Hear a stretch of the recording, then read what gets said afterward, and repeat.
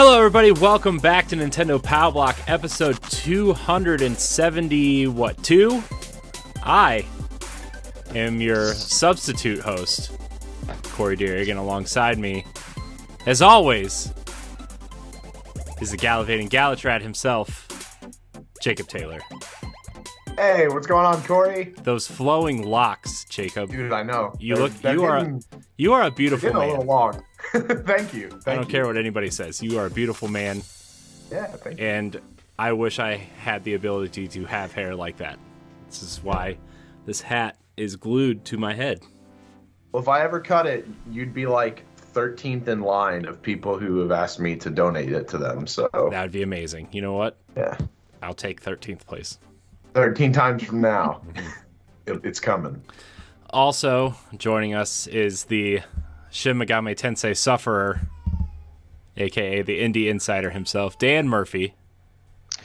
I've only been suffering for about a week, so it's great. It's okay. I look at that game and I'm like, I want to play it really bad. But then I just see your long lines of tweets and I'm like, this game scares me. But guys, we have a special guest tonight.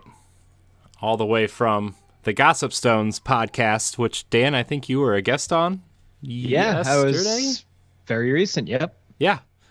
Lulu from Gossip Stones. Hello. Hi. Welcome to the party. Well, thanks for the invite.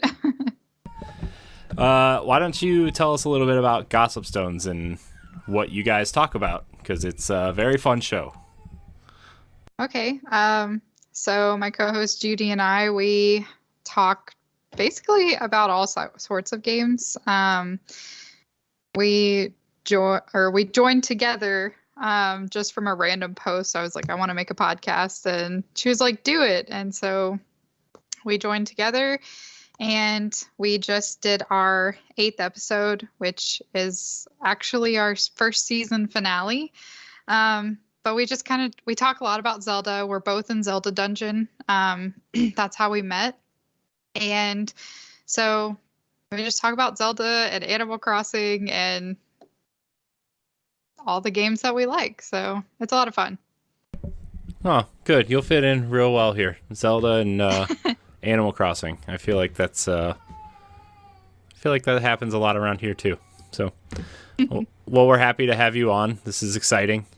We rarely have like a guest, like someone that's like kind of outside of our realm of friends. So we're excited to have you on.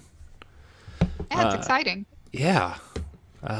So, all right. So we'd like to start off with a little tradition that Ed and Celeste decided to create, and now it's just a staple. People are here for it. It's called Snacktendo. Jacob, what are you snacking on? What's the snack of the week? I had somebody brought today to work peanuts that were like, you know how like you can make like chocolate covered peanuts? These were chocolate and peanut butter covered peanuts. So it was like you ate a Reese's, but then the Reese's had peanut butter in it, or peanuts in it. And they were like little clusters. They weren't like little cups. They were little clusters. And I had like 4 of those because it was really hard for me to not go back and get more because I love Reese's. Reese's. Don't start this. It's Reese's. It's Reese's. It's Reese's. It's not Reesee. No. This is this must be like a northeastern thing, because I think Stephanie says Reese's too. It's like, no, it's Reese's. Reese's. Well, it's just a normal person thing. Reese's Pieces, and Reese's. No, this is what it is. It's Reese's Pieces. This is objective. This isn't something to debate. You're right. This is objective. It's Reese's. I'm not having this argument anymore. I'm so You just have to listen to the commercial because they sing Reese's Puffs. Ooh. And then there you go. Well, they hired the wrong people because it's supposed to be Reese's Puffs. They hired Well, Sane. You're going to have to take that up with them. I will. Also, their colors are orange, brown, and yellow, so I don't know how much I really trust that. So Well, that's your football team too, right? I know. Guess what? I don't trust my football team to do anything right. They almost lost to the Lions this week. All they're good at is disappointment. Yeah. That's all, and all orange, brown, and yellow. I mean, yeah, the Browns are very... Let's not talk about it. Yeah. I'm concerned. My football team's 8-1, so... I know, and you almost beat us. We only won by 3 points. We were the division favorite this year. Yep. Oh, and then last week against the Patriots, I didn't hear enough of it from Stephanie. God. My football team is 700-0 because I don't have one, so they always win. Yeah. Wow. Sorry, I don't know a thing about the sports ball. In other snack sort of news, but not really, is I got another G Fuel shaker because I have a problem. Not sponsored by G Fuel, hope to one day be, but this is like the 15th shaker that I've gotten from them. I have so many, and I don't know why, because they're basically all the same cup. They're just colored differently, but I love this one. It's like Easter and just really nice and colorful, and I love it. It looks like the Dodo Airlines shirt. It does. Oh my God, you're right. Oh my God. Well, that's fun. Yeah. So I got it. I didn't spend money on it because I got it because of points, their reward system. But like, yeah, every time they'll release like a new flavor, and I'm like, whatever. But they'll be like, and here's this $10 shaker, and I'm like, oh, but that I have to have. It's like, I don't know what my problem is, but it's there. Fun. I'm sure if you reached out to G Fuel, they would be more than happy to sponsor you. I feel like they. So. I bet they would. I'm going to reach out to them for you, Jacob. Okay. Or like the Tunic of the Wild. Yeah, that's right. It also has a little bit of a Zelda color to it. Champions tunic. Yeah, no. Yeah, I mean, G Fuel, sponsored Boss Rush Network. We have like 30 different podcasts, I think. Every show has a G Fuel ad. Look, all for you. We only have 8. 8. Okay. Ish. But we have affiliates though, or like we have other content creators, don't we? I know, but I'm just okay. It's good. I'm not knocking us, Corey. It's good. We have a lot of awesome and amazing people that are really passionate. We do talk about the things they're passionate about, and that's awesome. We do. It's exciting. It is. I'm happy. Also, LaRon made me stay up all night the other night to make him After Dark assets, so that was fun. Dan, what are you snacking on? I saw you eating an ice cream sandwich earlier. That looked pretty good. This is my new thing, is Klondike ice cream sandwiches. I never really eat ice cream or ice cream sandwiches, but all of a sudden I'm super into these, and I don't know why. Let me give you a hint. They're delicious. They are. They're amazing. I'm addicted. Get this body shape by not eating those. Okay. Fair. It's very, Well, I mean, I think the world has to know, Dan. What would you do for a Klondike bar? That's an off-air topic. That's LaRon's second episode of After Dark. What would all members of Boss Rush do for a Klondike bar? Fun stuff. Lulu, what are you snacking on? I'm glad you asked because we were debating earlier. Reese's Trees. Good. All of the holiday Reese's are just the bomb. They have the perfect chocolate to peanut butter ratio, and so you just can't go wrong with those. Yeah. They really do. The all of them, the pumpkin ones especially, I think they have a little bit because they don't have like the curves of the trees.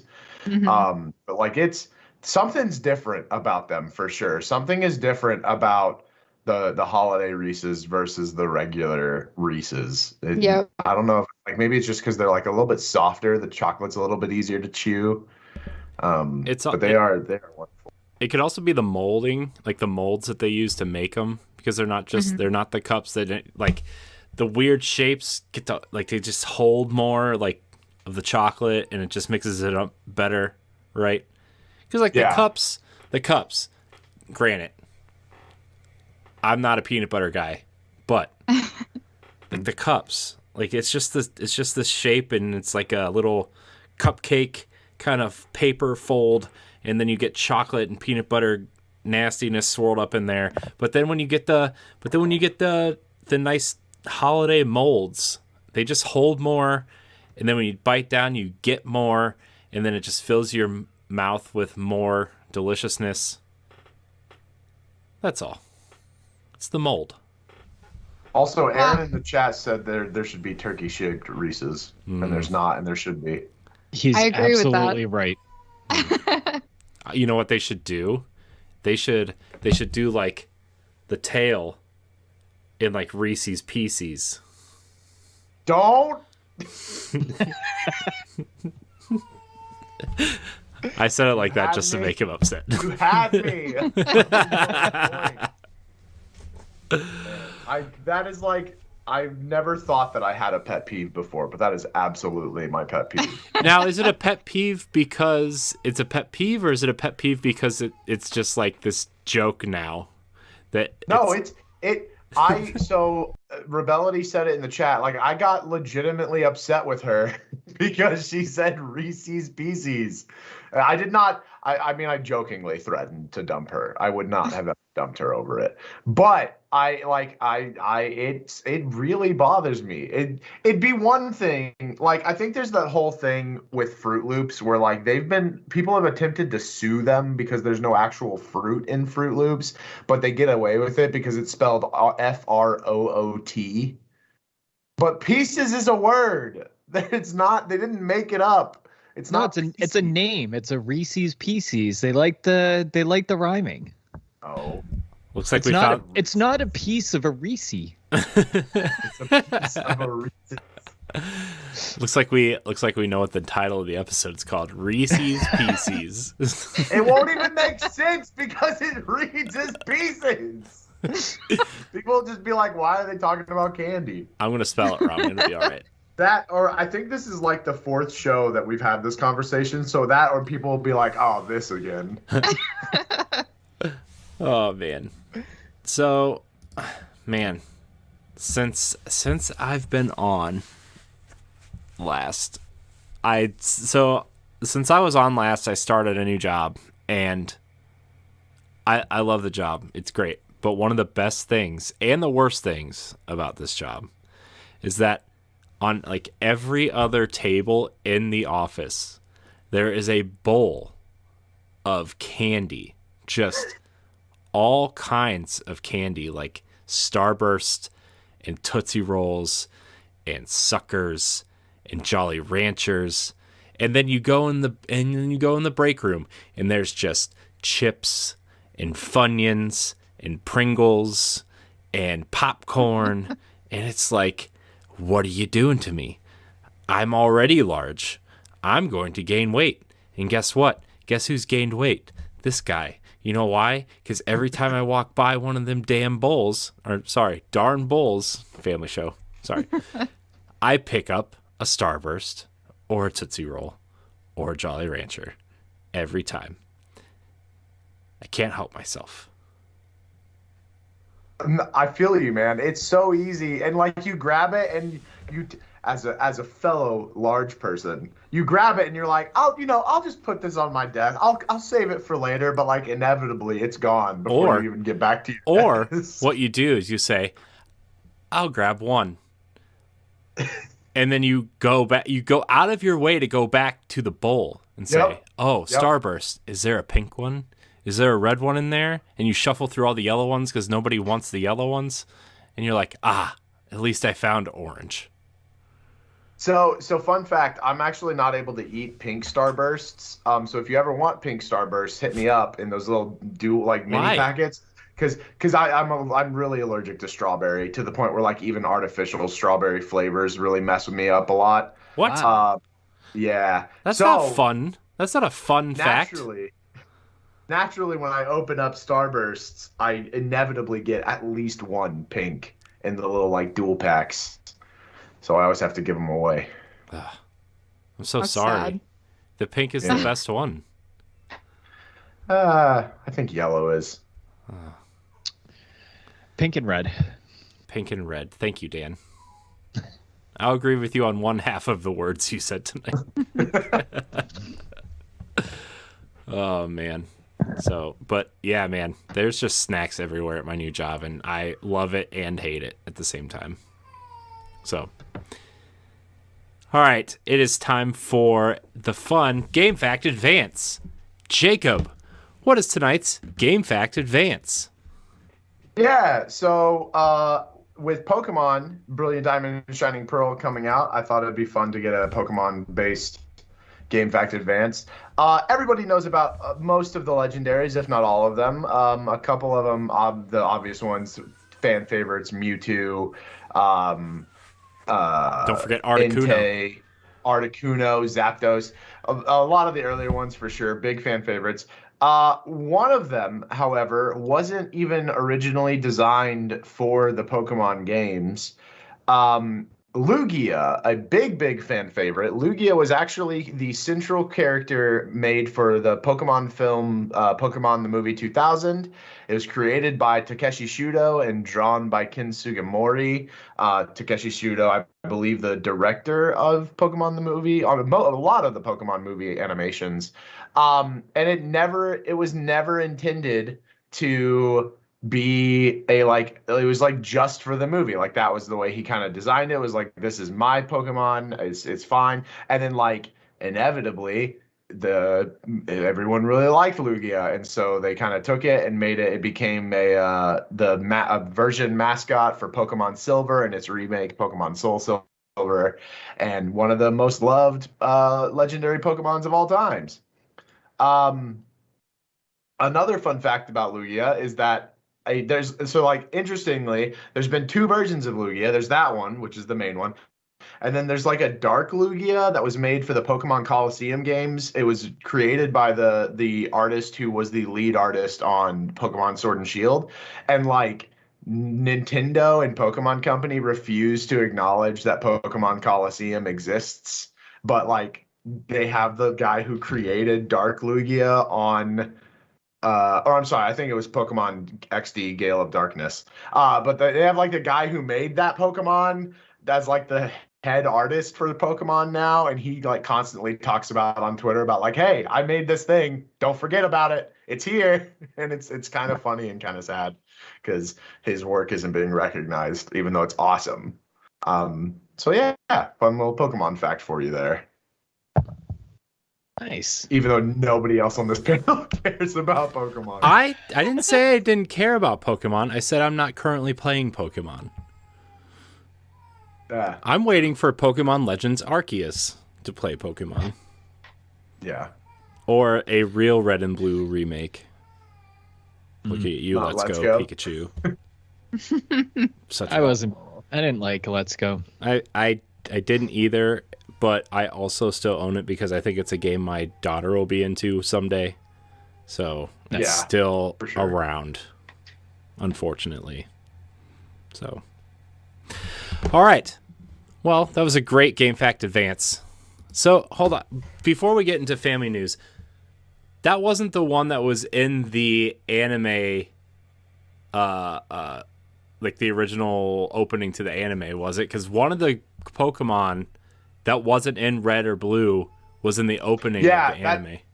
That's Ho-Oh. That's Lugia's like counterpart is Ho-Oh, and that's why like. So me personally, I absolutely adore Gen 1 and Gen 2. I adore all of the generations, but Gen 1 and Gen 2 are my favorite. And I give Gen 2 a pass because like I feel like if Pokemon Red, Blue, and Yellow weren't successful, they still would have made Gold and Silver as like their last like, all right, if it doesn't get it with this one, then we won't do it anymore, because of the fact that Ho-Oh was featured in the anime and like they had designs for those Pokemon already. So I feel like they were working on them already, even though it hadn't become a blowout success that it did become. Cool. Okay. Yeah, I knew there was one in the opening of the anime that was not part of Red and Blue. because that really bothered me. I'm like, who is that? And then I never moved on.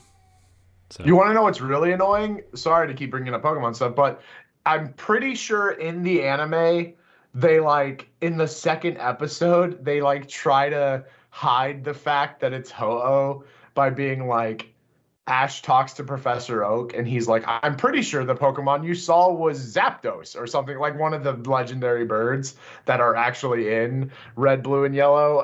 And it's like very obviously not Zapdos or Moltres or Articuno, whichever one they saw. But it man, that episode annoys me to this day. Man, I watched a lot of the Pokemon anime. Man, that the episode where he lets Butterfree go. That's a tearjerker. Tears, guys. Real hard tears cried. Anyway, speaking of crying tears, it's time for Family News. There you go. Did I do it? I did it right? Like Ed does? Okay. Yeah. Good. Yeah. Yes! Dan, you've got the news this week. Take it away. All right. Yes, nailed it. Starting it off with this week's releases, we got Death's Door coming on Tuesday. Let's Sing 2022 is coming out on Tuesday. And then a couple of indies are coming out on Friday. One is called Cabin Fever. This is an off-the-grid romantic visual novel. And Little Bug is a adventure platformer about a girl and her spirit light. I am definitely picking up Death's Door. Are you guys interested in any of those games? Death's Door is awesome. If you are a top-down Zelda fan, but you like harder action games, I'm trying to avoid the Souls-like genre name drop because it's not really that, but it's pretty much a harder top-down Zelda. It is awesome. It's been out on Xbox for a while. It's you play this little, I think it's a raven or a crow, and you're kind of going through, and it's you're just kind of going through and kind of, I think you're creating a path for people who have lost their souls or something. I forget what the real story is, but it's really awesome. The art design is awesome. The combat's really fun. Everybody who owns a Switch should be buying this game. That sounds fun. High praise. All right, so first news up is Brilliant Diamond and Shining Pearl. It just released on Friday. The public seems to be split on the art style, and the reviews ranged from about 5 out of 10 to 9 out of 10. We've already talked a lot about Pokemon on this episode already, but have you guys been playing this game, or do you plan on picking it up? And we'll kick it off with Jacob, who attempted to stream this game for 24 hours over the weekend, but only got through 30 hours. So how do you feel about it, Jacob? I love it. I created a second account on my Switch so that I could continue to play and not like mess up my stream file.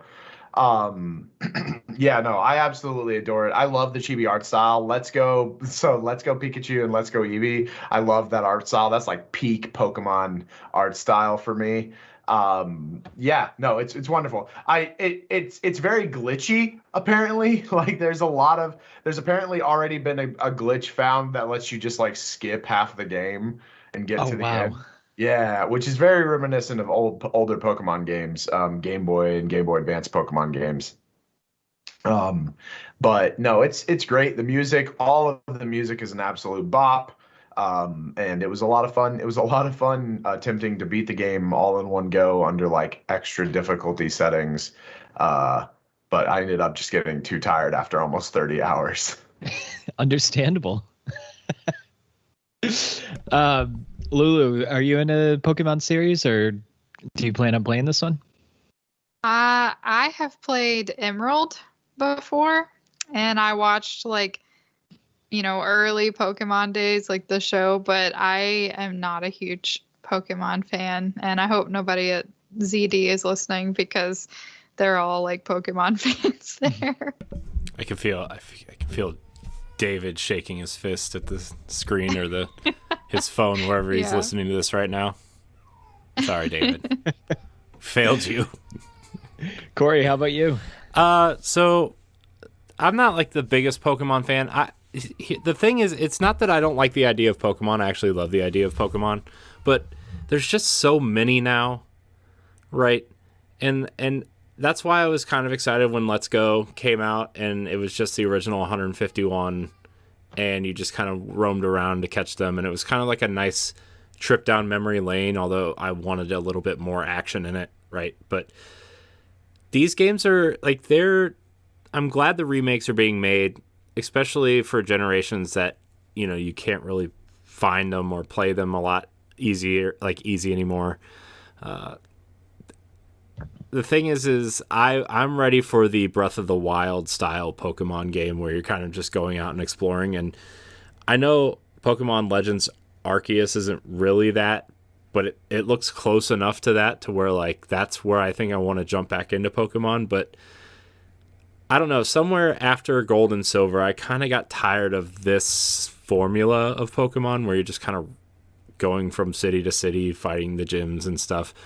I know that this generation has a lot of nostalgia going for it, as each generation does with specific people, but I think I'm going to sit this remake out and wait for the next kind of big title. Yeah. I mean, I'm kind of with you on that. Like, I played Red and Blue, and I feel like after that, everything kind of seemed the same, but the Pokemon were unfamiliar. So I was kind of just like, I don't know.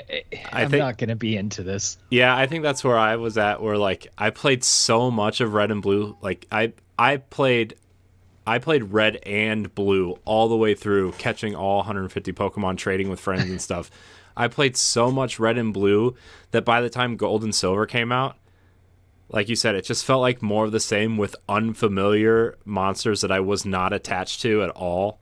And I just, I didn't want to do that. You know, I wanted my Pokemon, you know.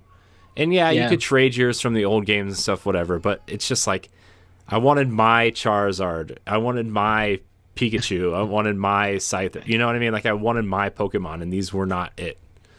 Yeah. I mean, so I actually, you know, watching like Jacob's stream and stuff, like, I think the art style looked really cool, and it seemed to have that Pokemon charm that Sword and Shield didn't really have, that caught my eye. So I ended up picking it up. I don't know when I'm going to play it. So we'll see. But just a couple of comments from the chat too. Aaron says he's actually playing it while he listens to this podcast, and Rebellity says this is the best Switch Pokemon game she's played, and it's a remake.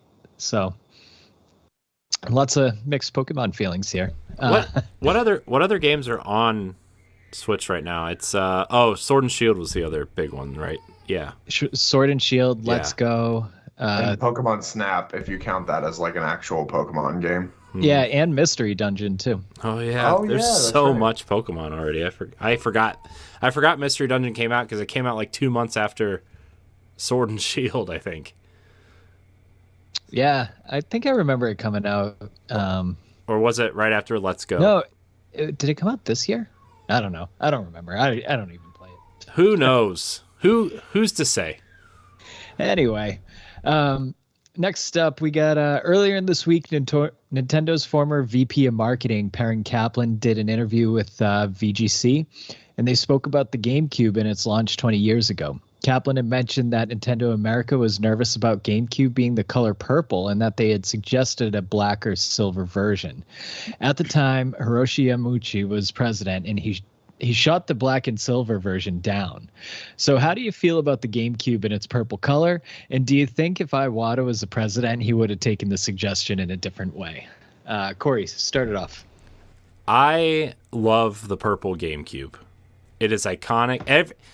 Let me ask you guys something. When you think of the GameCube, what color do you think of? Black. No. Yeah. You know what? I'm going to ask real fans. Lulu, Dan, what color do you think of? It's purple. Purple. Thank you. Also, I don't know why they made purple a big color when the Super Nintendo had purple on it. Like, I feel like if you're thinking about Nintendo, the first color you think of is red, and then the second color you think of is purple. Like, I feel like those are the two colors you think of with Nintendo. And maybe I'm just old. Maybe that's just whatever. But I love the purple GameCube. I still have my purple GameCube. I got it for my birthday, God, the year it came out, I guess. And I remember I got that, and I got the bright orange controller as a second controller. And I mean, I don't know. I guess you could think of the purple GameCube as like not what did they say in the interview? It's not masculine enough or whatever to appeal to the teen kids of that day or whatever. But like they thought it was going to be too feminine for the American audience. Yeah. But honestly, I love it. And I think that's why they didn't call it purple. They called it indigo, I think is what the official term is for the console. But I love the purple GameCube. I think it's the best color Nintendo's ever produced. And I wish they would produce that color. Like I went out and got a Switch Lite, which I don't need because it's GameCube purple. That's how much I love the purple GameCube. Also, I have the same color Game Boy Advance. Dude, purple for consoles is just, what do the kids say these days? Lit AF? No, I'm never saying that again. Not saying that ever again. Felt so wrong.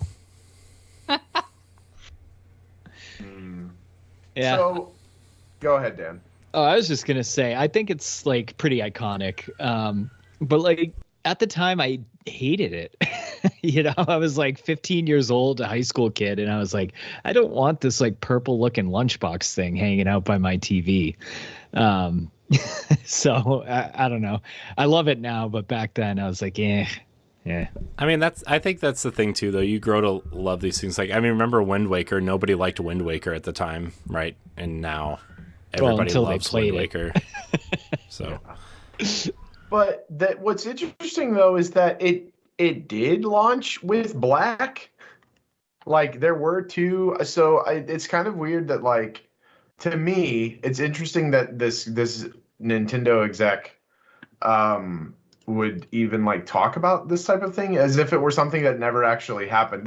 The whole I read the interview reads very strange because he almost talks about it as if it's like it got shot down, and they had to like fight for it to come back later on in the life, and like the GameCube wasn't doing well. But like in reality, it launched with that, and Silver came out I think a little bit later, but not much later. Because like I had a Jet Black, which was the color, GameCube,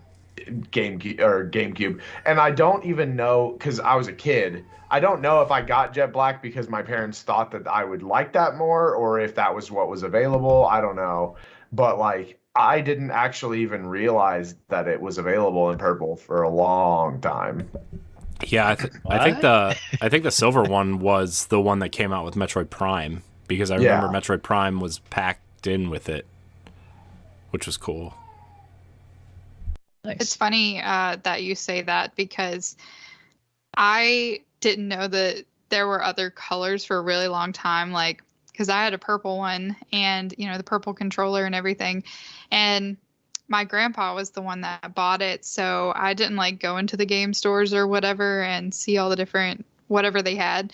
And then I went to a friend's house one time and they had a silver one, and I was like so shocked because I was like, where did you get that? Is that like stickers on it? Like, did you paint it? And they're like, no, I bought it. Like,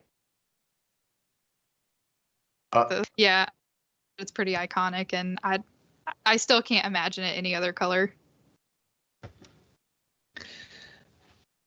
And wasn't that, I think, Corey, I think you brought this up, but wasn't that like the whole discussion around the newest Switch Lite color where people were like, it's Game Boy Advance and GameCube purple, or no, it's blue? Yeah, the box says blue. The box literally says blue, and I've set it next to my GameCube, and it's like one shade darker than the GameCube, but it's essentially the same color. Yeah. It's not blue.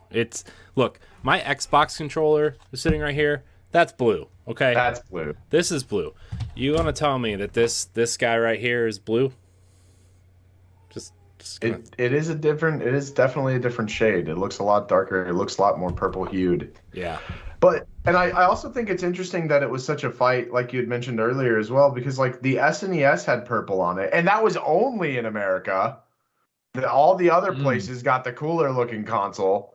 And then the Whoa, Game whoa, Boy whoa, whoa. Advance had the Game Boy Advance was purple, and Game Boy Color. Game Boy the Color Game Boy had Color. a purple. Two Yeah, purple. They it's had that translucent strange. purple. They did, yeah. is The like cool. atomic, I think, is what they called it. Atomic Okay. purple. Okay. I'm just saying, just dropping facts, man. I remember. So I have the atomic purple Game Boy Color, and I was so mad because I had it for about a month, and we were sitting in my parents' car, and I was getting ready to play it, and I put it on the floor. I put it on the floor to put my seatbelt on and shut the door, and my cousin sits in the car next to me, and she has a magazine rack, and she slams it down on the floor, and there's a big, like, it's not my screen isn't really cracked, but there is a scratch in my screen that's probably like an inch long, and I'm like, oh no, not my Game Boy, you suck. It's not your cousin anymore. Good times. Right. Anybody else want to follow up? Any final thoughts on that, or are we good to move to the next one? Purple GameCube is best GameCube. Purple GameCube is best GameCube.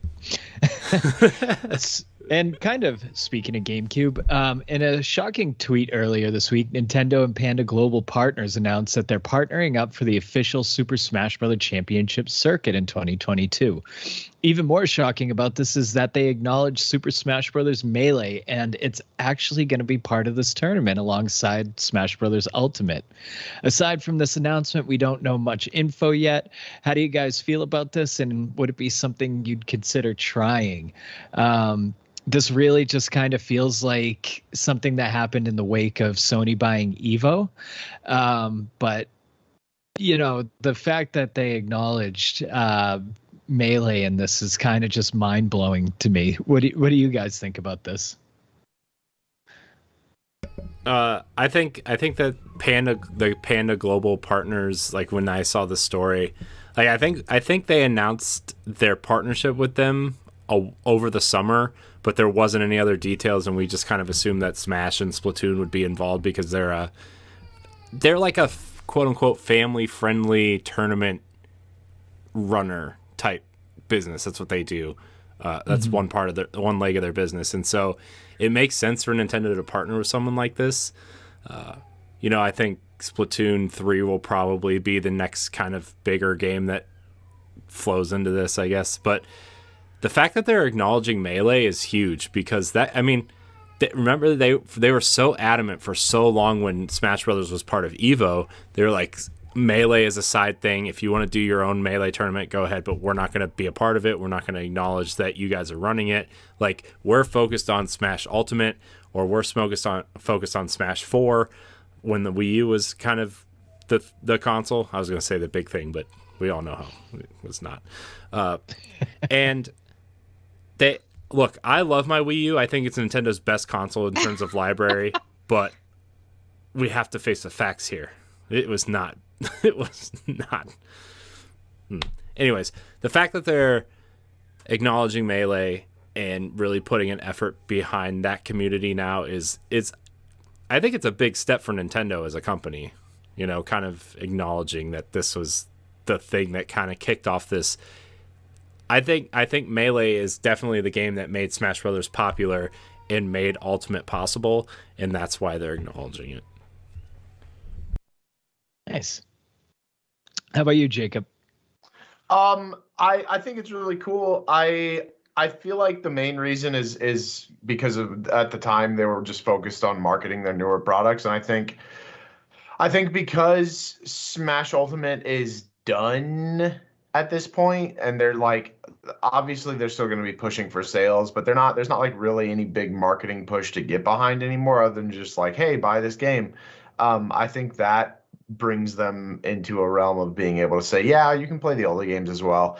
I also feel like I'm hopeful that Nintendo had to have this conversation, or rather, I'm hopeful that Panda brought the conversation to Nintendo, and Nintendo had to like realize that their aggression against esports caused them to lose a little bit of headway in that realm.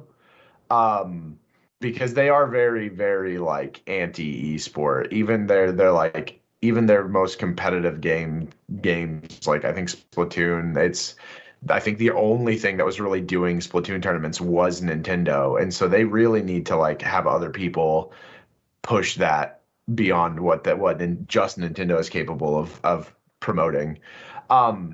But I will say that at the same time, it doesn't totally surprise me because Panda's not trying to play Melee with mods. They're not trying to play Melee with a fan-made netcode. They're playing the base game of Melee at what I assume is locals.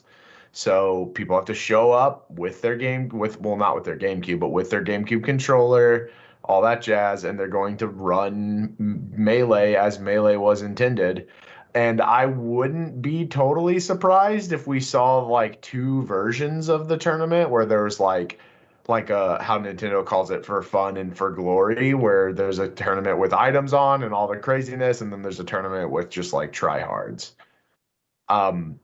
In regards to actually competing in it, though, I don't think I would ever compete in a Smash Brothers tournament because, like a lot of competitive communities, it just seems there's a lot of outliers that aren't this, but every day I hear something toxic about the Smash Brothers community, and so it's just not a place I want to put myself in.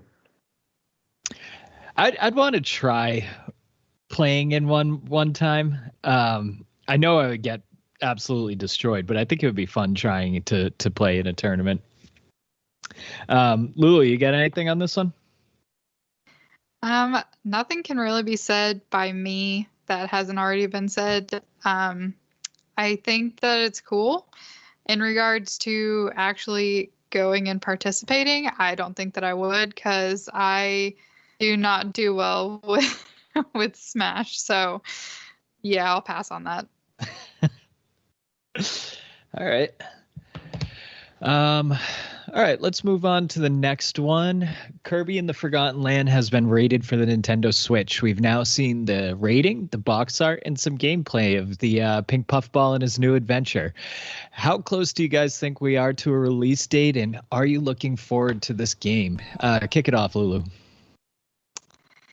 I am very much looking forward to this game. So I've only played one Kirby game before, and it was Kirby's Dream Course.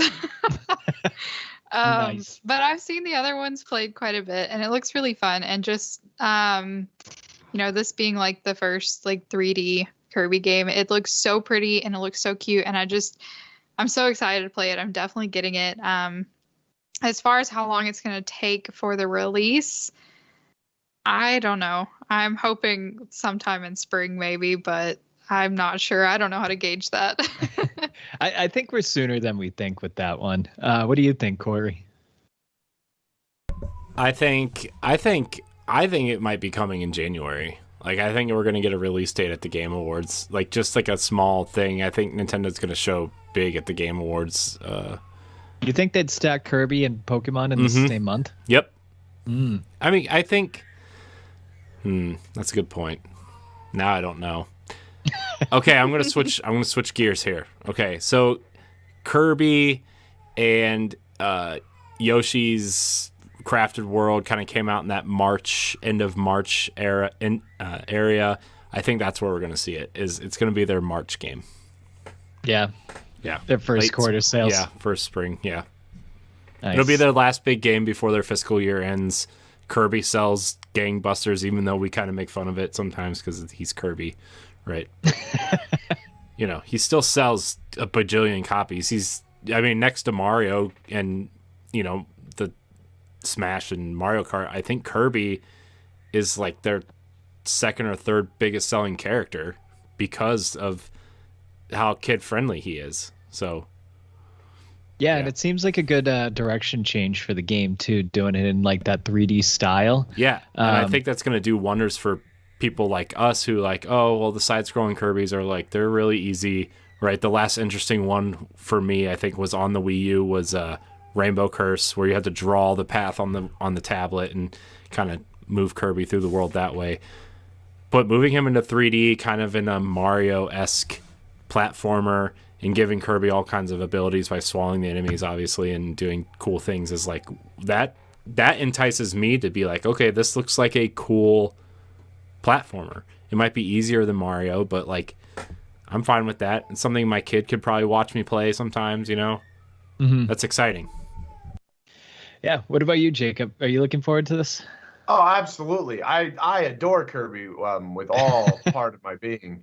It's going to come out in spring. When they announced the game originally, they said that it was a spring release, so that's somewhere between I think like March and July. No.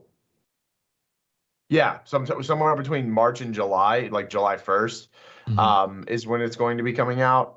I honestly think this is coming out in March. I don't think it's going to wait till the middle of spring. I think this is going to be, I think they're going to want to keep a momentum. And I think based off of what we've heard about what's coming in 2022, their momentum is going to start with Legends Arceus. They're going to have a like smaller title in February, immediately into Kirby title on March, and then just every month again, like we've gotten in between. It seems like every other year, we get like those big releases every single month. This year's 2022 is so stacked for Nintendo too. Like there's so much first party stuff. It's insane. Yeah. Yep. Yeah. We got Advance Wars coming in February. Yeah. RIP. Yeah. And Splatoon 3, we got Breath of the Wild 2. Bayonetta 3, yep. Supposedly Metroid Prime 4, maybe. Metroid I doubt that. Prime Dan, trilogy, you're forgetting the most important game.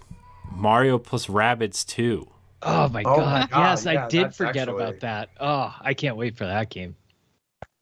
Yes. Oh man, yeah, no, their 2022 is absolutely stacked. So I feel like this has to come in March. And it's like from what they showed, it looks like they're far along, I think. I don't think that's like the only world they had done. I think they probably are just doing that thing where they're showing us bit by bit and inevitably they'll show too much. But yeah, no, that trailer looked so good. It's really exciting to see Kirby enter a 3D space finally. It's going to be interesting to see what sort of classic 3D platformer tropes they use. I'm kind of wondering if Kirby's going to have like a food-based collectathon sort of thing where he's like picking up all sorts of different candies and sweets and stuff, like hidden sweets in the areas. No, yeah, I'm very, very excited for Kirby and the Forgotten Lands. Cool. All right. Anybody have final thoughts on Kirby? All right, we'll move on. Next up, we just got a couple of headlines. Nickelodeon All-Star Brawl is getting free costumes.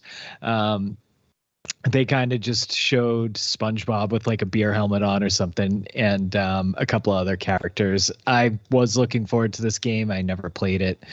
And then the Wii U, on its 9th anniversary, receives a new game called Captain U.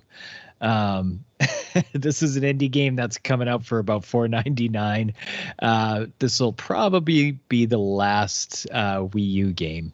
So good to see that, I guess. And that's it for the news. So, Corey, back to you. Whoa, I don't get to talk about Captain U? Yeah, go for it. No, I'm just kidding. It looks really bad. I'm just. Have you seen it? Did you watch the trailer for it? I did. It looks like a game somebody made in about 6 weeks to say, "Hey, I made the last Wii U game." I think that's what it was. Yeah. It looks like a game called Captain U. Yeah.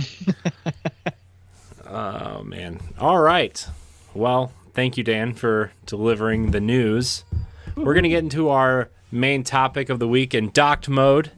The Wii U, or the Wii, sorry, got the Wii U on my mind. I like the Wii U. The Wii turned 15 years old on Saturday to celebrate. Let's look back on our experiences with the Wii, our favorite games, and what we liked and what we didn't like. Things to consider talking about. I don't think I'm supposed to read that part. Sorry. Wow. This is like the teleprompter on Anchorman where he starts reading stuff that he's not supposed to read. Great film. Side camera. So the Wii. So a lot of people were talking about Xbox turning 20 this year. That I think everybody just kind of forgot that the Wii turned 15, which was one of the most important consoles of all time. It may not be your favorite Nintendo console. I mean, you know, it's not my favorite Nintendo console, but you cannot deny the importance of the strategy of the Wii, how important the motion controls were, how important like selling that console, like when the Xbox and PlayStation were like $400, $500, $600 at the time, and the Wii came out at what, $249, I think. Selling it at a cheaper price point with simple controls, getting everybody involved, getting the pack-in game with Wii Sports. Like, Wii Sports was an awesome pack-in game. So what are your guys' experiences with the Wii? Lulu, we're gonna go your way first, since you're our esteemed guest. Yeah, so I didn't have that many games on the Wii, but the ones I had I really, really loved.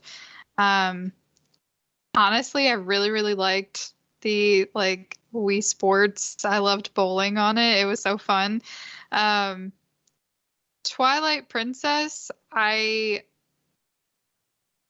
like back and forth because I enjoy that it came out for the Wii, but I much prefer the GameCube version. My favorite game though, yes, my favorite game though that was on the Wii is My Sims. It's like a mix between The Sims and Animal Crossing, and it's so cute, and I loved it so much that I recently got it again for my PC. So I replayed through it, but I really, really loved the Wii. When it comes to like Skyward Sword, I could have done without only motion controls. But that is a big part of Wii, and it was a big change, like being able to control, you know, the sword and link with your nunchuck and the Wiimote. So I don't know. I really enjoyed my Wii, but like, you know, you've said, it's not my favorite console. Yeah, I mean, the thing about the Wii was like Wii Bowling really brought a lot of people together. You know, like the Wii Sports, packing that in was such a huge win for them. I mean, they could have sold that for $50 or $60, right? Like, they could have just done that. And I think everybody would have, I mean, it wouldn't have obviously sold as many copies or had as many copies in the hand, but I think people would have bought it and been super fun with it, right? So. Bringing it to like a conversation on today, do you think that a game like 1-2 Switch would have done better if it was a pack-in with the Switch like Wii Sports was? Absolutely. Because I can't imagine, as great as Wii Sports is, I do not see people jumping all over that game and praising it if it was $50 to $60. No, it could have been like a $30 title though, I think. Yeah. Like I still think the seminal game for the Switch at launch was Snipper Clips. I think that was the best way to show off what the Switch could do. Yeah, okay, you can milk the cow and, you know, roll the balls around in the box, right, on 1-2 Switch.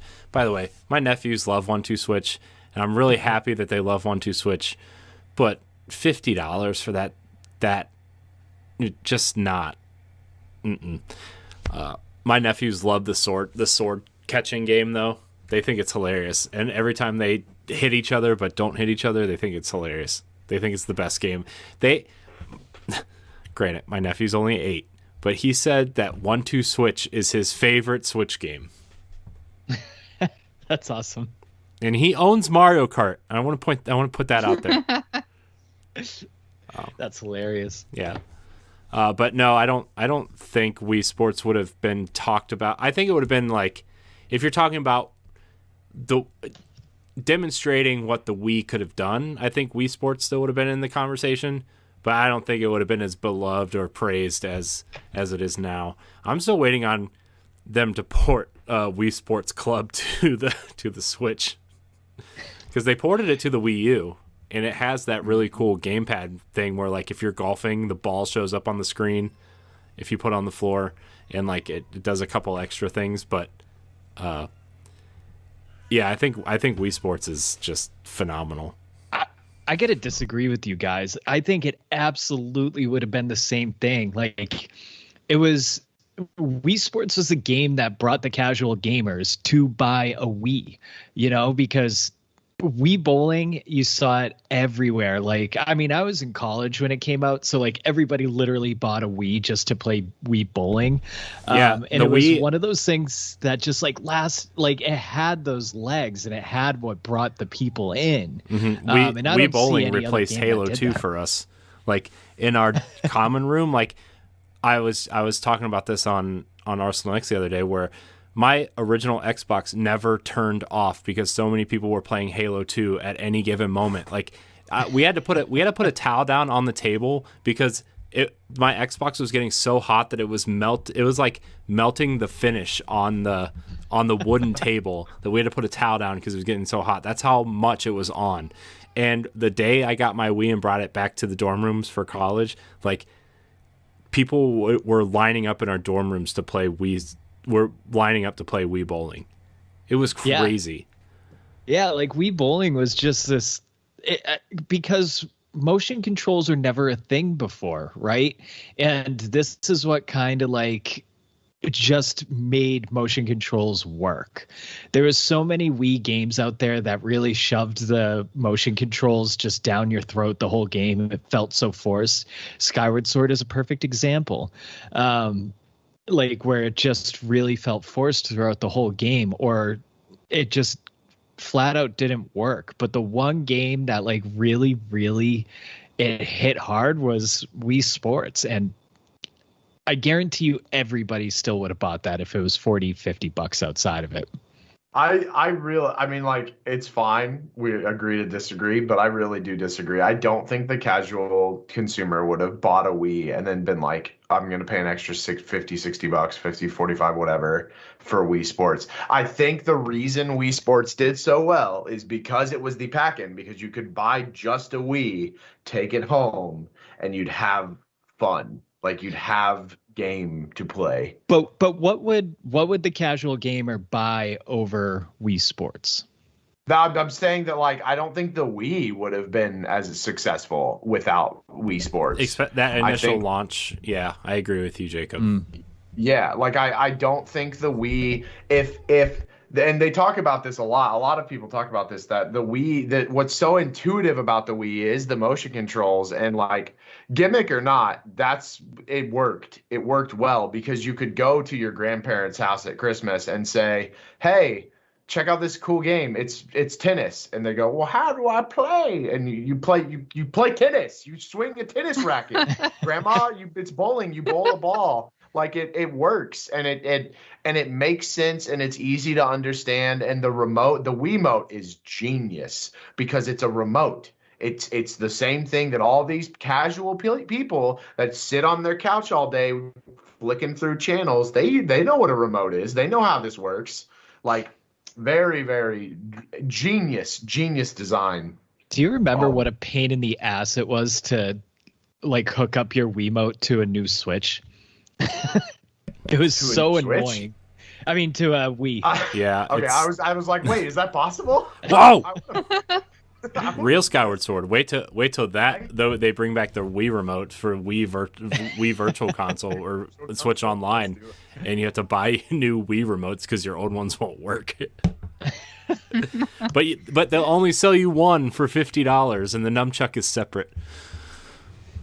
Oh my gosh. And you also have to pay for the little strap that it comes with too. But no, like I don't want to get too caught up on the Wii Sports thing. But I really have to believe that was a big factor into why the Wii was successful, is because it was packed in. And it's weird that they haven't done that since. It's weird that they've avoided pack-in game. Like, dear Lord, this is the fourth year that Mario Kart is the Black Friday bundle deal. Just start selling it with the Switch, man. Like, don't make it a deal. Just make it the Switch. You just get Mario Kart with the Switch. It will, like, that is the push they need to keep selling consoles month over month. Yeah, I mean, speaking of Wii Sports, like, so my dad is the person who got me into video games, right? I remember sitting at home on on his bedroom floor while he was hooking up an Atari 2600, right? And like we would play like Donkey Kong and Pac-Man and Kaboom and stuff like that. And he hasn't played video games since he brought home that Atari and we played, right? Like when we got an NES, it was over. You know, like it just, I don't know what happened. Maybe he just got disinterested. I don't know. But when we got an NES and a Sega Genesis and stuff, he just became disinterested. And the first time my dad and I played video games together, after us sitting on their bedroom floor at playing Kaboom, was when the Wii came out. And we played golf, and we played tennis, and we played bowling.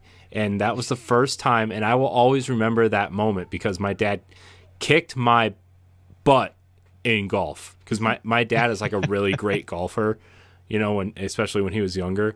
And this was a way for him to like reconnect with that passion. Because like, I mean, my dad's older, and I know the Wii, like, 15 years ago, my dad was younger then, but like my dad's a little bit older, didn't really get to go out and do golf anymore because, you know, he had me to take care of. And when you're a parent, you sacrifice certain things to, you know, take care of your children.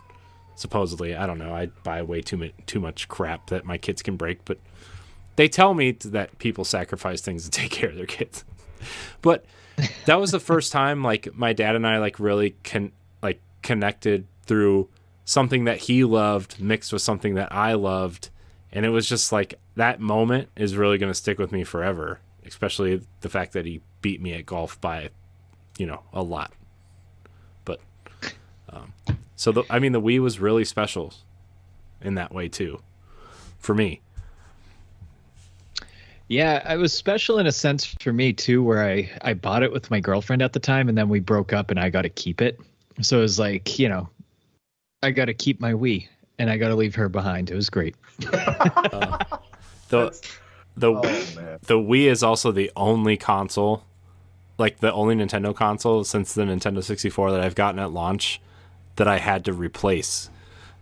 It's the only console that I have that isn't my launch Nintendo console, because my original Wii melted in a house fire. Well, an apartment fire. Oh my God. But yeah. So it's okay. I have one of the cool Mario red ones now. Very fun. I think I've told this story before on Pow Block, but all of the Mario red consoles got stolen from my GameStop. What? So, wait, you've never told that story, at least when I've been on. I'm not. I talked about it on EXP Cast. We'll talk about it later. No, you brought it up. You have to talk about it now. Yeah, you can't leave us. You can't leave this with this. Basically, there was an armed robbery at a midnight launch for Assassin's Creed Brotherhood at my GameStop that I was a part of. I was not robbing. I was being robbed. And they snagged like all of the hit items, and that at the time the hit item for the Nintendo was the red Wii and the red Mario themed DS, and they swiped all of them. It gets more interesting because like at one point I had guns held to my head. It was a fun time. But I can't go too much into it because I start getting all jittery because I never got therapy for it. Yeah, that's scary. But I did want to jump in because so y'all have mentioned y'all's favorite Wii games, and I think I'm gonna be like the weird little indie kid, except it's not indie. In that like, so my favorite Wii titles. First off, a couple of honorable mentions, I'll say, to some people in the chat. Grayson Morales said Wario Land Shake It, L-Bits, and Zack and Wiki's Adventure are some of his favorite underrated Wii games. Zack and Wiki, baby. Zack and Wiki. Amazing. Rebellity and Crispy Nintendo mentioned Super Paper Mario and Harvest Moon Animal Parade. And then we had a lot of people chime in that My Sims was also a big hit for them. Wii Sports Resort, we can't forget that one. But have y'all ever heard of a little game called Dewey's Adventure? No. Wait, what? Dewey's Adventure. So Dewey's Adventure was it was a motion control style game where you played as a drop of rain, and the buttons on the remote controlled the weather. And so like if you made it cold, he turned into a little icicle that like slid around the stage. And if you made it hot, he turned into a little thundercloud that like flew around the stage. It was a very, very adorable little puzzle game. Kind of difficult to find nowadays because I don't think a lot of copies were sold. But oh my God, if you ever have a chance to break out Dewey's Adventure, it's fantastic. There's also Kororimpa Marble Mania, which was a launch title for the Switch. That game is an excellent game if you're into like the Super Monkey Ball style games. It's like a marble rolling game that you move the stage around as with the Wii remote. And then lest we forget Battalion Wars 2. Because Battalion Wars 2 was the coolest thing that I've ever played because I love Advance Wars. And then they made Battalion Wars on the GameCube and Battalion Wars 2. And I never beat it because I was obsessed with always like I would kill off the rest of my army and be like, I'm a single lone soldier surviving against the battalion. And it never worked because the whole point was to build like a giant army of people. But no, yeah, Dewey's Adventure. I highly, highly recommend that y'all check out Dewey's Adventure. Man, I'm watching the trailer for it right now. It's adorable. It is. This shark boss that they're showing is kind of like, I just kind of want to pet him. I don't want to hurt him. I just want to give him a hug. Yeah, it did have some. It did have some games like I played for the first time that got me into some series. Like Xenoblade was their first one was on Wii, and I loved that game. Like I actually played through it a couple times on the Wii. And then I also played my first Fire Emblem game on that one as well. And I actually think this is probably a hot take, but it seems pretty popular in our chat tonight. But Super Paper Mario is my favorite Paper Mario game. And yeah, I You're the loved problem. that game too. No. Super Paper Mario is excellent. Get over yourselves in 64 and GameCube Paper Mario lovers. I love those two like so much, but like Super Paper Mario is just so good. And it like still had all that charm that the older ones had, but it like actually had a gimmick that worked, going like switching the sides. So that was cool. And it was the first I played Fez on that game, on that system too. And Fez was a blast as well. Nice. Oh my God. Wait, Fez? Yeah, Fez was on the WiiWare store. Mm-hmm. Really? Mm-hmm. Yeah. That's also where I played Mega Man 9 and sucked at it. And it's and one thing I just have to mention, like, how have we not talked about like any of the menu music or the Wii weather? Oh, we vote. Started the conversation of like, what do we wish would come to the Switch? I want Mii's to come back in a way that they were on the Wii. I love Mii's. Can we just talk about like, okay, so the Wii, I know we're talking about the Wii, but the Wii U had the Miiverse stuff really going, right? Like, how amazing if you put the Miiverse and Mii's on a console like the Switch where that's thriving, and Nintendo could have had their own social media platform on the Switch and just made it awesome. But no, and this isn't Wii related, but why doesn't this thing have Street Pass? Right? Yes. Why is the thing that's touted as the console that you can take on the go, why doesn't it have Street Pass? It's so frustrating. Sorry. And the Wii Everybody Votes channel, did y'all ever participate in that? Yes, it was so great. I loved Everybody Votes. I loved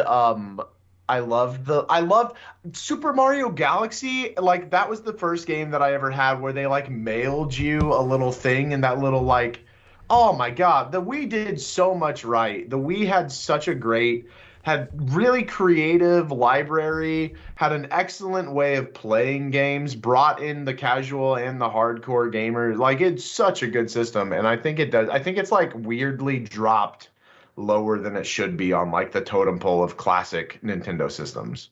Yeah, they even brought back like the side-scrolling Donkey Kong for that too, and that game, Donkey Kong Country Returns, was awesome. And we epic. We also got a sequel to Sin and Punishment, right? Oh, that's right. That's right. Man, we got so many good RPGs on that system too. Like, I know you brought up Xenoblade, Dan, but we got like The Last Story. The Last Story was good awesome. too. We got Pandora's Tower, which was almost like a Souls game before Souls games were invented. It was like both of those games are part of that Project Rainfall, right? Yeah, along with Xenoblade. Yeah, it was really awesome. We got that weird Crystal Chronicles spinoff that was really good. The Crystal Bears, I think it was called, which was really good. Man, now that GoldenEye came back. Yeah, GoldenEye. Oh, that's right. And it came with the Golden Pro controller if you didn't want to use the Wii remote. Like, that was cool. Man, the Wii. Red Steel 2. We're going to forget Red Steel 1 existed, but Red Steel 2 was pretty cool. Rayman Origins. I think. Oh, how about Punch-Out too? Oh yeah, we got Punch-Out. Punch-Out was in there. Yeah. Raving Rabbids started on the Wii. Yeah. Like, oh my god, dude. This is what I'm talking about. The Wii is such a good system, and no one recognizes it. Everyone's always like the SNES, the N64, Ocarina of Time. No, the Wii. Oh, it's so good, man. It's literally. Hold on. It's right here. It's sitting on my desk right next to my Switch dock. Like, that's how much I enjoy this system. Plus, it plays all the GameCube games. It does. And it has right. holes in the back for your GameCube controller. Yes. And if you were weirdly lucky, some of them played DVDs.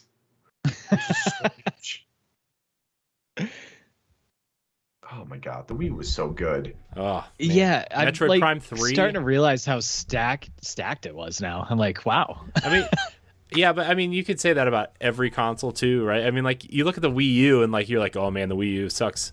But like, you look how stacked that console is. I know we're talking about the Wii. The Wii U, for example, has the 3 best Zelda games on it natively: Wind Waker, Twilight Princess, Breath of the Wild. That's it. Has the best 3D Mario game in Mario 3D World. Has Captain Toad's Treasure Tracker. Has Pikmin 3. Has Tokyo Mirage Sessions. Arguably the best Xenoblade game in Xenoblade Chronicles X. It has a Wonderful Shame 101. I haven't played that. Oh my gosh, dude. I hope it comes to Wii, or I hope it comes to Switch, because that game is amazing. It has the best Assassin's Creed. It has great initial third-party support in Darksiders and Assassin's Creed 3 and 4. Got my Wii right here. Wow, mine's downstairs in a box.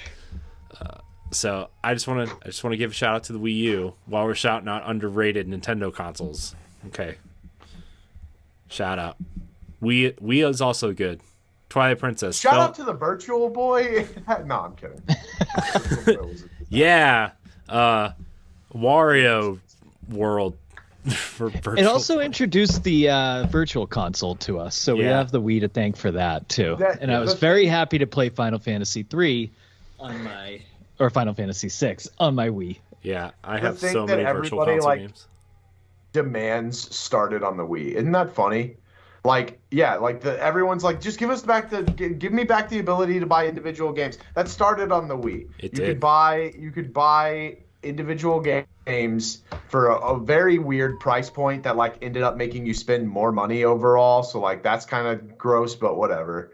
Oh my god, it's so good, man. It's such a good system.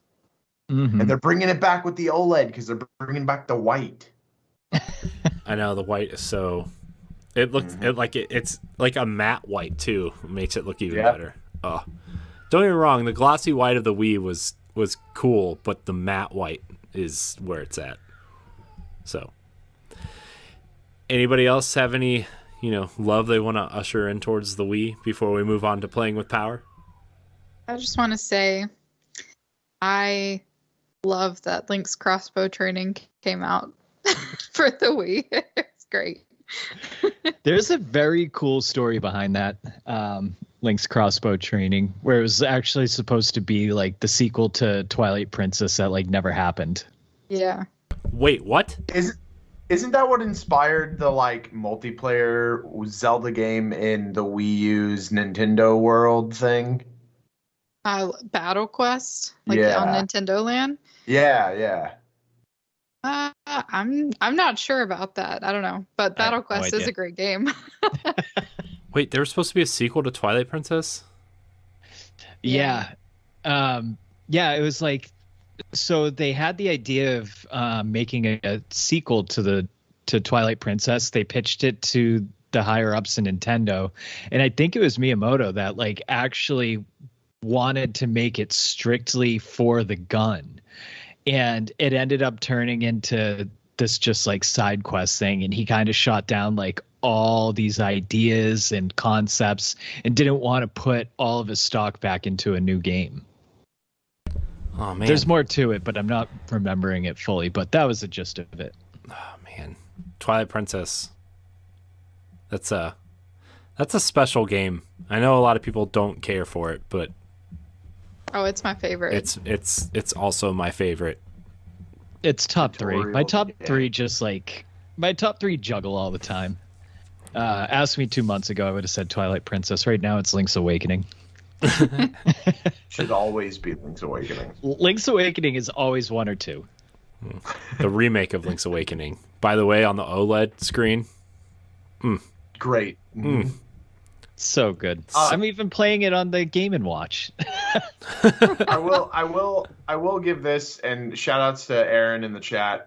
Twilight Princess gave us Midna, which is the best like sidekick character that Link has ever had. Thank you. It's also, she's so sassy. No, yeah, it's not. Oh, she's so sassy. There's like Midna, and then like 30 steps down is I guess Navi. No, next like most relatable. Who else? Fee.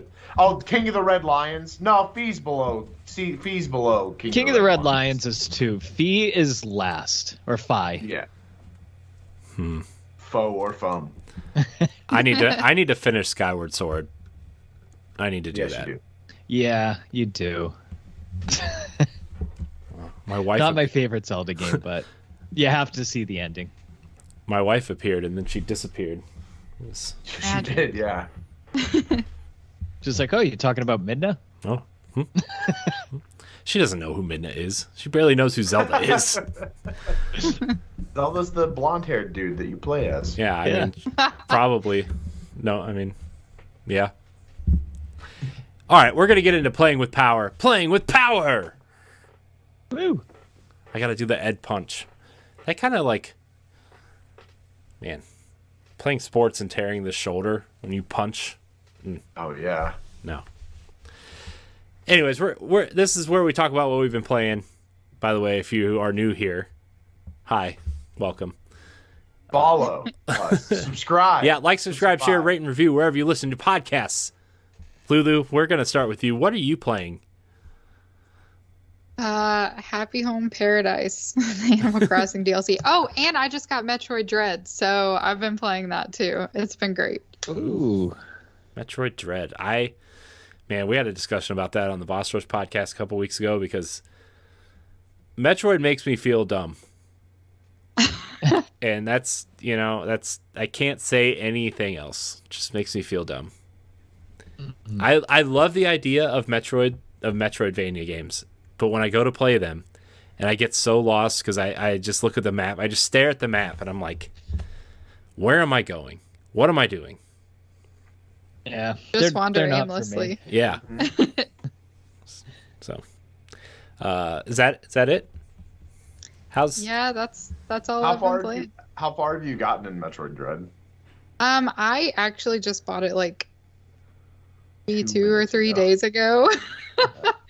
So I haven't got very far. I did the demo first, and then I didn't finish the demo. I was just like, I like this so much, I'm gonna just buy it. So I did that because the only other Metroid game I've played was Metroid Prime on the GameCube. So I was like, yeah, I'll try it, and I liked it so much that I got it. And like with Animal Crossing, I've already finished the main part of the DLC, so I'm kind of on the burnout with it.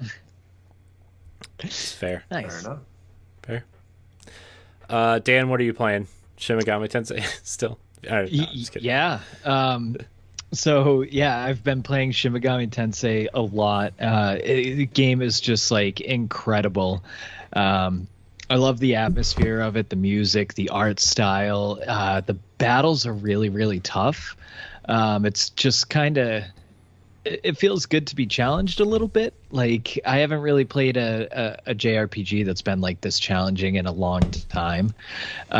So like you really have to, even in random encounters, you have to go in kind of prepared. You have to strategize. You have to know who you're bringing in. You have to know what you're doing with them. So that game's been really cool. I am right at the end of Ocarina of Time. I'm in the Spirit Temple, so I'm getting really close to that. Oh my God, is this game so much fun? I missed it. Link's Awakening, I'm also playing intermittently. I'm on the third temple of that one. Just an amazing game. And then I probably have about 25 more puzzles to do to finish Picross S3. And then I will move on to Picross S5, which would be my last Picross that I haven't completed for Switch. Fun. So much Picross. Not enough time. Not. Wow. Jacob, what are you playing? Yeah, so I played Pokemon Shining Pearl for 29 hours and 45 minutes, and then I went to bed for 9 hours, and then I woke up and played Pokemon Brilliant Diamond and Shining Pearl for like another 10 hours off and on. Oh my God. And then today, during my 30-minute lunch break, I played Pokemon Brilliant Diamond and Shining Pearl. So that's what I've been doing. Very versatile on this. Are you enjoying it at least? Are you loving it? Are you like... I've one complaint with the game. I've one complaint, which is old school Pokemon games were on a grid-based system. You walked around up, down, left, right. That's it. There's no diagonal. 3D games have added that diagonal, but it makes sense because it's in 3D. This is still on a grid-based system, but they allow you to move diagonally, and what that results in is a lot of bonk. Like you'll be running, and there will be like a wall, and you'll be like, oh, I'll just go around the wall. And you'll be like 30 pixels left of the wall, but your character will be like, nope, I'm slightly like the elbow pixel is on that grid mark, so I'm bonking. And you have to like go weirdly out of your way to go around the wall. I kind of just wish they had kept the grid system, but it is what it is. It's not that big of a deal. It's like over my time playing it, I probably spent like 10 minutes of all of my time combined bonking on stuff. So that's not a big deal, but it is annoying. Yeah. It's fun. Every time somebody talks about Pokemon, I want to pick one up, and I know how I'm gonna be when I pick it up, and then it's just gonna sit there and I'm gonna stare at it. I'm like, I don't understand, like what we said earlier. None of these characters are familiar. I just want my, 25-year-old team back. Yeah, but listen, y'all stay tuned to Boss Rush on YouTube, Boss Rush Network on YouTube for our very own Daniel Murphy's All Bidoof run. Oh yeah, it's gonna be something special. All Bidoof run. Oh yeah, God Doof. Yeah, legend. I mean, I just don't really see a purpose in using any other Pokemon. So I mean, that's a fair point. So, well, I guess it's my turn. So, I got this little guy here, this beautiful OLED Switch. I gotta say, it feels nicer than a normal Switch. Like it feels like a premium piece of tech in your hand. Not that the Switch didn't. Like the normal Switch definitely feels a lot better than like the Wii U tablet, because that just felt like a Fisher Price toy. But this just feels nice to hold. I like the weird textured finish. Like it just has this texture that's different than the Switch. Maybe my Switch is just old and my original Switch had this and it just rubbed off because it's 5 years old at this point. But it just feels nice to hold. So I've been checking out some games that are vibrant, as you would say. I played a little bit of Tetris Effect which is really nice on this screen. Yeah, that was the first game I loaded up, and just because like obviously the blacks and the colors would probably pop all nice and stuff. It looks amazing. Tetris Effects looks amazing on this thing. I also popped in Breath of the Wild and ran around a little bit. That game, I really hope in Breath of the Wild 2, like I love the art style and I love the art direction, I love the colors and stuff. Sometimes it looks a little faded. Like the colors just look a little bit faded, and I hope that Breath of the Wild 2 is a little bit more vibrant, I guess you would say. But man, Breath of the Wild, what a game. That game, I ran around for 10 minutes and I literally thought about starting a new game. It happens every time. I know. Yep. It does. And I look at my thing. I'm like, no, you have all the shrines, you have all the Korok seeds, you have all the pictures. You stop it right now. You stop thinking that right now. But then I'm like, there's always master mode. And then I get too scared because I know it's going to be way too hard. It's insanely difficult, but it's really fun. Yeah. Real quick, I'm going to jump in front of you, Corey. That's fair. So isn't it interesting?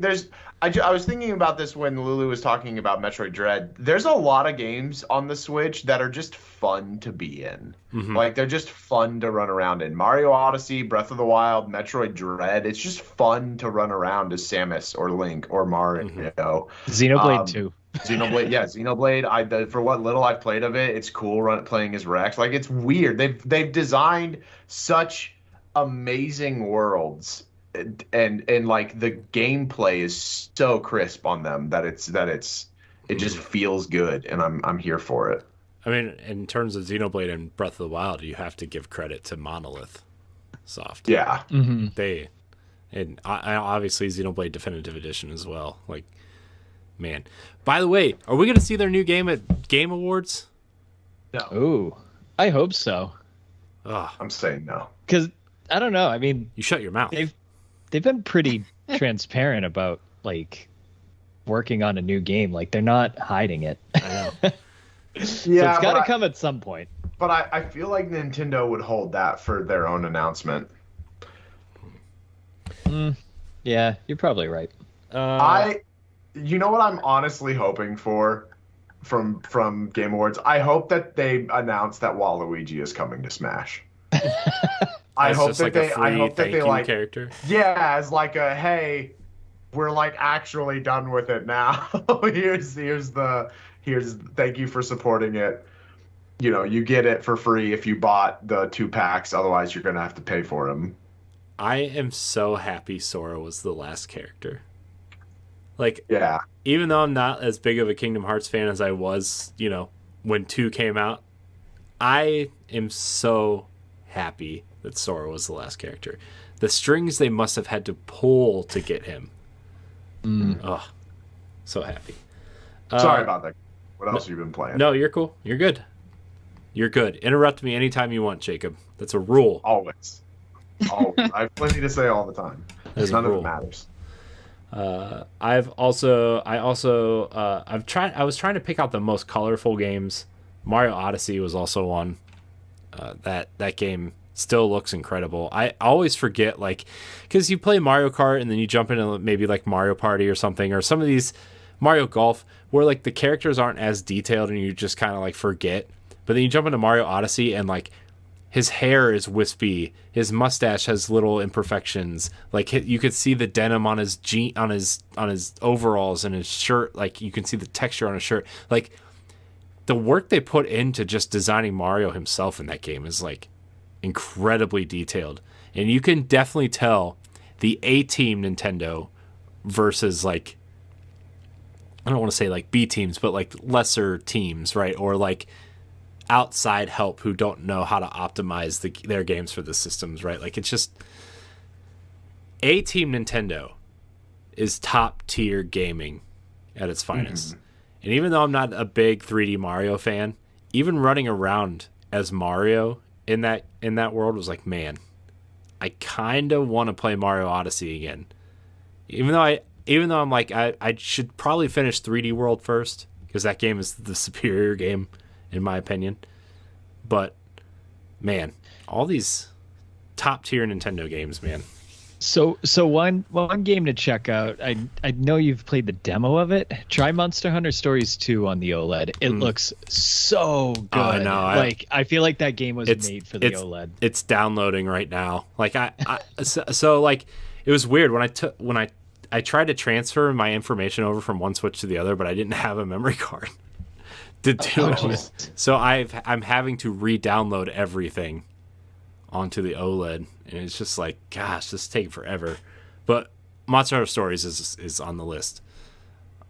Yeah, that's a fun one to play on the OLED. It looks really, really good. Yeah. I mean, it looked good on the regular one. I'm like, man, this game's going to look great. Mm-hmm. Pokemon Brilliant Diamond and Shining Pearl also look really good on the OLED. Just, throwing that out there. I'm starting to think it's just the screen and not the game choice. I'm just kidding. But that's kind of all I've been playing. I haven't really had a lot of time to play, especially because, like, since I host the Xbox show, I've been playing a lot of Forza and Halo.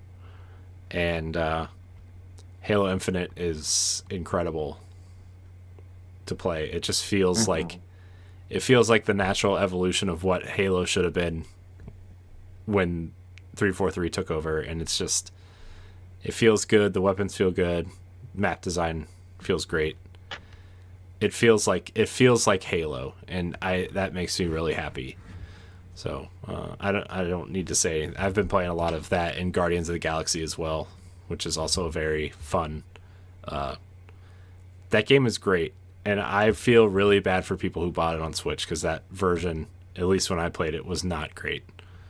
But I think that's enough for what I'm playing for now, and I think that's gonna wrap the show. A nice, tidy 90 minutes of Nintendo Pow Block. So very nice. I want to thank the chat for being so interactive.